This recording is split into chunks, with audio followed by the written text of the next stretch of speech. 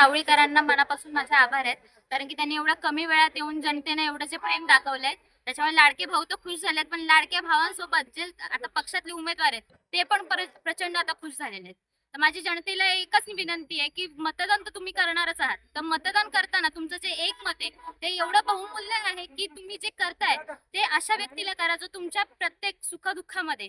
तुमच्या सोबत राहील, तुमच्या अडी अडचणी जाणून घेईल आणि तुम्हाला त्याच्यामध्ये मदत मदत करेल. ना की फक्त निवडणुकीपुरतं तुम्हाला काही वस्तू देतील, काही पैसे देतील, ती तुम्हाला काही वेळासाठीच आहे, पण जो जनतेचा विकास होणार आहे तो कायमस्वरूपी राहणार आहे. आणि त्यासाठी तुम्ही जे 5 पैसे जे एका नेत्याला देताय ते तुम्ही तुमचा विचार करून आणि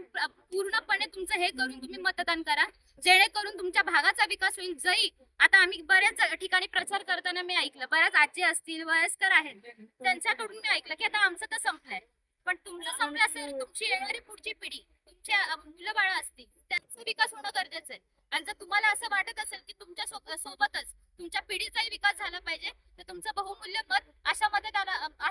उमेदवाराला करा जो तुमच्या त्या मताचा आदर करेल आणि तुमच्या सुखदुःखात तुमच्या अडी अडचणी तुमच्यासोबत उभा राहील. तर या होत्या यांच्या प्रतिक्रिया की त्यांनी सांगितलेलं आहे की आम्ही सर्वसामान्य असलो तरी सर्व जनता